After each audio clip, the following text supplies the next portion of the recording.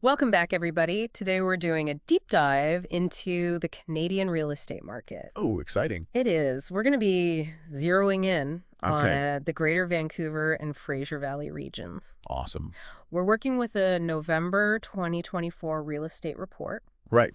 and our goal today is to figure out what the heck is going on. Sounds good. Not just like the trends that are happening right now, Okay. but also where things might be going. Yeah. And most importantly, what does this all mean for you Yeah, absolutely. as someone who's either in the market or thinking about getting in the market? Right. So one of the things that really stood out to me in this report Okay. was that the author is calling for another Bank of Canada rate cut in December.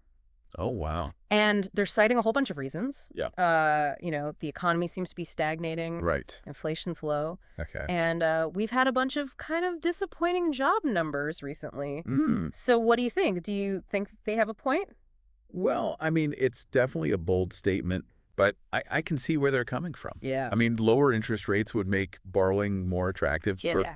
potentially, give the economy a little boost and maybe Yeah. get the real estate market moving a little bit. Yeah, I mean, but the government's also been doing things to try and stimulate the economy, right? Yeah. We had that GST holiday thing Right, right. where they temporarily got rid of the tax Yes. on certain purchases. Yeah, And they also sent out those $250 checks. they did. Didn't those measures have an impact at all? Yeah, I mean, they did have an impact. Okay. But the thing is, the report kind of argues that those were more like Band-Aid solutions, Oh, okay. short-term things. Right. The author's a little worried that these temporary spending incentives could actually make things harder to predict in the long run, Okay. especially when it comes to inflation, Oh, okay. which would make it more difficult for the Bank of Canada to make, good decisions about interest rates. So they're saying rate cuts are like the more... They're saying that it's a more sustainable solution. Yeah. They think that if we address those underlying economic issues, Right. it'll be more effective than just trying to get people to spend money Got it. Got it. for a little while. Okay, that makes sense. Yeah. Okay, so let's talk about sales activity in November. Okay, sure. The report calls it a mixed bag, Okay. which is always a little confusing. Yeah. So basically, sales were up compared to November 2022 and 2023, Okay. but they were down from October 2024. Interesting. What do you make of that? Well, you always have to remember seasonality. Ooh, right. November is typically a slower month. Okay, So it's not surprising that there was a dip from October, right. but the fact that it was up year over year, Yeah, that's interesting to me. okay. I think it suggests that there is some demand out there. Okay, but the report also mentions Yes. that there's potential for a stronger spring market in 2025. Right. So where's that optimism coming from? Well, a couple of things. Huh. First, there's a lot of talk about these upcoming mortgage rule changes. Okay. They're supposed to make things easier for first-time buyers Right. and for people who need insured mortgages. Got it. That could lead to a lot more activity Yeah, that makes sense. in the spring. Okay, and what's the second thing? Low interest rates. Right. If the Bank of Canada actually does cut rates in December, like the author's suggesting, Yeah. that'll make it even more attractive for Yeah. buyers to enter the market. So it's kind of a perfect storm. Potentially. Mortgage rules are changing. Yeah. Rates are going down. Right. Could be a very different market come springtime. Exactly. Exactly. Okay. Now, the report also mentions this thing about seller hesitation. Oh. Listings were down in November, Hmm. which seems kind of counterintuitive, right? Yeah, I mean, usually it's a good time to list, Yeah. but it seems like they're holding back. Why would they do that? It's complicated. But I think it's like Yeah. a mix of psychology and economics. Okay.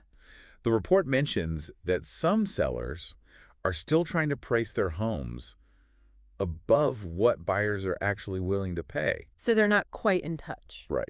They're looking at the market peaks from a couple of years ago, Yeah. hoping to get those prices. Right, right. But buyers are more cautious now. Especially with all the uncertainty in the air. Exactly. Yeah, it's like they're stuck in the past. Yeah, like a time warp or something. Yeah. Clinging to those old prices.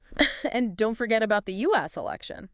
Oh, right, The report mentioned that, too. You never know what's going to happen down there. Yeah. And it always seems to have some impact on us. Yeah. So I think some sellers are just waiting to see what happens. Makes sense. Let the dust settle. Okay, so we've got hesitant sellers, Yeah. potentially eager buyers, Right. a lot of uncertainty. And lots of uncertainty. And now the government is stepping in with things like the provincial flipping tax. Oh. That's coming in January 2025. Yeah, on top of the federal one that's already in place. Exactly. We've got 2 flipping taxes now. 2 of them. What do you think about these taxes? Well, I mean, the idea is to discourage people from just buying properties, Okay. to flip them quickly, Okay. make a quick profit. Right. It's supposed to help stabilize the market. Makes sense. But the report actually mentions this Financial Times article Oh, interesting. that says flip sales don't really have that big of an impact. Oh. And the profits from those flips are actually pretty small. Huh. So it makes you wonder, Yeah. are these taxes really necessary? Are we over-regulating the market? It's a good question. It is. Like, are we using a sledgehammer to crack a nut? Maybe? Like, maybe there are other ways Yeah. to stabilize the market Wait. without, resorting to these big, heavy-handed measures. Yeah, it's all about finding that balance. Right? Regulating the market, Yeah. but also letting it do its thing. Right. Right. Okay, so moving on. Okay.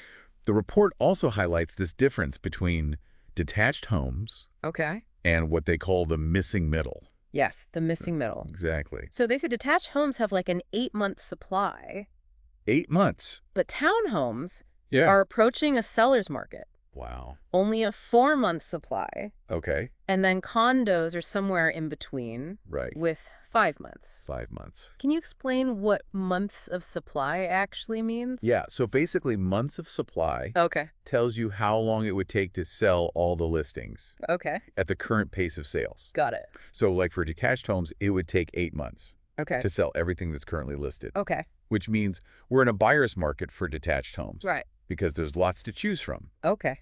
But for townhomes, Yeah. only 4 months of supply. Right. So they're in high demand. Makes sense. Buyers are facing more competition. Right. So a lower months of supply means... It means it's a tighter market, Okay. which is good for sellers. Got it. And this actually ties into the declining housing starts. Oh, interesting. We're just not building enough townhomes Oh, yeah. and other missing middle properties Right. to keep up with that demand. So classic supply and demand. Exactly. Not enough supply. Yeah. High demand. Prices go up. Prices go up. Okay. So if you're interested in a townhome, Yeah. the report's saying now might be a good time to buy. Yeah, if you can find one. Yeah. Because prices are likely to keep going up Okay. as long as there's not enough supply. Got it. Got it. Okay. So we've talked about some of the general trends, Well, yeah. but let's get into some of the specifics about different areas. Sure. Where do you want to start? Let's start with Vancouver's west side. Okay. Prices were up a little bit month over month, Okay. but down over the last 6 months. What's going on there? It's weird, right? Like you see these little ups and downs. And it just shows you that even within one city, Yeah. you can have all these little micro markets that are Yeah. kind of doing their own thing. Yeah, it's like trying to predict the weather in the mountains. Oh, yeah. One valley's sunny, Right. the next one over is getting snowed on. Totally. So what's your take on the west side? Well, the West Side is known for its expensive properties. Yeah. So maybe those sellers are just a little more reluctant to lower their prices, Okay. which is why you see those longer-term dips. Right. So they're holding out hope. They're hoping that a perfect buyer will come along. Right. Who's willing to pay top dollar? Yeah, it's like a game of chicken It is. Yeah. A high-stakes game of chicken with the market. with the market, exactly. Okay, so how does that compare to what's happening on the east side? Okay. The report said sales there were way up Up, up. compared to the last 2 Novembers. Yeah, well, the East Side's always been more affordable Right. than the West Side. Okay. So it attracts a wider range of buyers. Makes sense. Especially people who are looking for more bang for their buck. Yeah. And there's also a lot of new development happening over there, Oh, right. which is adding to the inventory Okay. and attracting those buyers who want something brand new. So it's affordability plus all those shiny new condos? That's it. And all that activity is pushing prices up, Okay. making it more competitive Got it. for buyers. Okay, speaking of competition, Yes. the report had some interesting stuff about West Vancouver and North Vancouver. Okay. West Vancouver seems to be a total buyer's market. Oh, wow. 14-month supply of homes. 14 months. That's a lot. It's a lot. It's a huge difference from North Van, Right. which is like a seller's market right now. Okay. Only 4 months of supply. Wow. It's amazing how two areas Yeah. so close together Yeah, can be so different. totally. I mean, West Van has always been kind of its own thing. Okay. Higher prices, Yeah. slower sales. Right. Doesn't really follow the same trends as the rest of the market. It's like its own little island It is a real estate island. out there on its own. Exactly. Its own little world. Okay. And North Van? Well, North Van is more in line with the general market. Okay. It attracts a lot of buyers who want to be close to nature, Yeah. but also close to the city. Yeah. You know, those mountain views. The views are amazing. Yeah, and that's driving up demand. Yeah, it's the best of both worlds. Yes. Okay, let's talk about the Fraser Valley. Okay. Report said sales were up year over year, Okay. but down month over month. Right. And they also mentioned increased buyer confidence in that area. Yes. The Fraser Valley is interesting. Yeah. It's more affordable than Vancouver. Okay. So it's attracting a lot of first-time buyers, Yeah. families who were getting priced out of the city, Right. and that's pushing prices up, Okay. creating a more competitive market.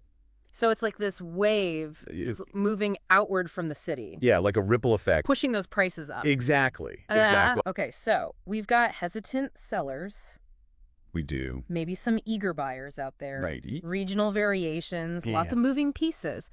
But there's one piece that I think we really need to talk about. Yeah. The wild cards. The wild cards, yes. The things that could really shake things up. They can have a huge impact. Yeah. Where do you want to start? Well, we talked about the U.S. economy. Right. And how it can affect us. Yeah, there's always something happening down there. It's like we're always looking over our shoulder Always. to see what they're doing. Yeah, I mean, any big changes in their policies or their market conditions Right. could affect us directly. Yeah, it's like we're so closely tied together. We are. The flow of capital and investment Yeah. between our countries is constant. So we have to pay attention to what they're doing. We do, Uh-huh. even if it doesn't seem directly related to real estate. Right. Like, for example, if the U.S. suddenly raises interest rates, Yeah. that could put pressure on the Bank of Canada to do the same thing, Right. even if our economy isn't in the same place. Right. And that could cool things down here. Exactly. It's like we're on their roller coaster, We are strapped in. whether we like it or not. Exactly. Okay, so the U.S. economy is one wild card. Yes. What else should we be watching out for? Consumer confidence. Right. We talked about how it could boost the market in the Fraser Valley, Yeah. but what if it goes the other way? Oh, right. What if people start feeling uncertain Yeah. about the future, Yeah. worried about jobs or Yeah. costs going up? That would not be good. No, it could really slow things down. Yeah. If people aren't feeling good, Yeah. they're going to buy a house. They're going to hold back, wait and see. Even if the rates are low. Exactly. Exactly. So it's not just about the numbers. It's about psychology, Yeah. how people are feeling. Gut feeling. Exactly. That confidence. Yeah. Or lack of confidence. And that's hard to predict. Very hard. Okay, so U.S. economy, consumer confidence. Yes. Anything else? Inventory levels. Right. The report mentioned declining housing starts, Yeah. especially for the missing metal. Right. If we don't start building more, Yeah. that shortage is going to get worse. Okay. Prices will go even higher. Right. Affordability will become a bigger issue. It's like musical chairs. It is. Not enough chairs for everyone. It's going to be left standing Exactly. when the music stops. And right now it seems like Yeah. the missing middle is where the music is playing. It is. It's hot. Yeah. Low supply, lots of competition. Exactly. Lots of competition. Okay, so inventory levels are key. They are. What else? Any other words of wisdom? Stay informed. Be adaptable. Okay. Don't rely on old assumptions or Right. predictions. Got it.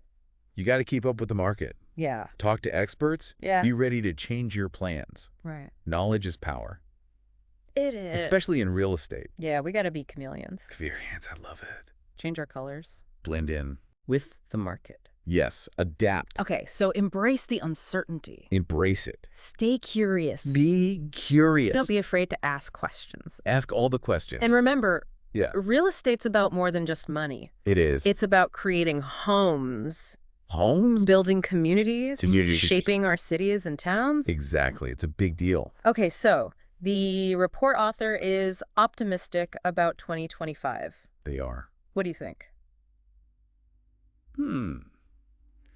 Well, there's a lot going on right now. Yeah, it really does feel like there are a lot of factors right now Yeah, it's like trying to predict which way a leaf is going to fall. on a windy day. Yeah, exactly. It's tough. It is, but there are reasons to be optimistic. Okay. Cautiously optimistic. Cautiously. Yeah. For certain parts of the market, at least. Right. Like we talked about those mortgage rule changes that are coming. Yeah. And the possibility of more rate cuts. Yeah. That could be really good for buyers. Especially first-time buyers. Exactly. And even with all this uncertainty, sales were still up from last year. That's true. We can't ignore that. No, we can't, so it's not all doom and gloom. Not at all. But let's play devil's advocate for a second. Okay. What could mess things up? Ooh, good question. What are the big risks? Well, I think one of the biggest risks is just a sudden loss of confidence. Okay. You know, something happens in the U.S. Yeah. or the global economy goes haywire. Right.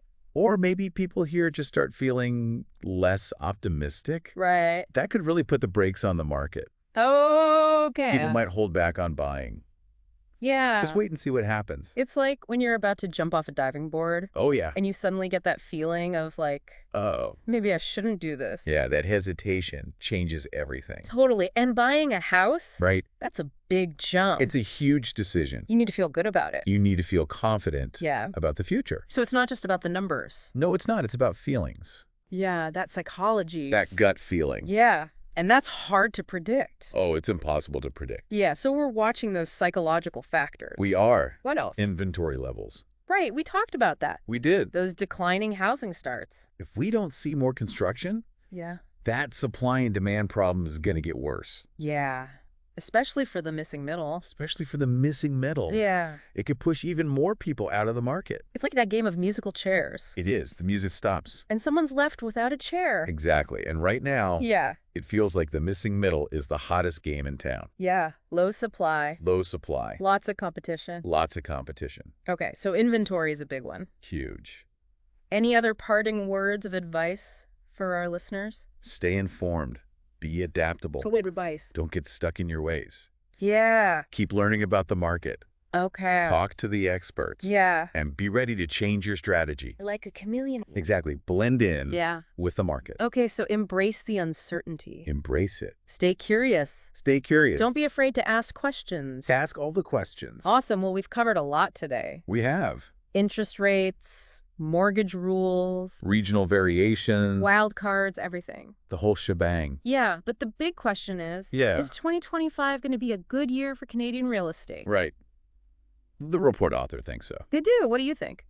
I'm cautiously optimistic. Cautiously optimistic. But I think it really depends on a lot of things. Yeah, there are a lot of moving pieces. A lot of moving pieces. Do your research. Yes, do your research. Stay informed. Stay informed. Make the best decisions for you. Absolutely. Thanks for joining us on this deep dive into the Canadian real estate market. It's been fun. Yeah, we'll see you next time.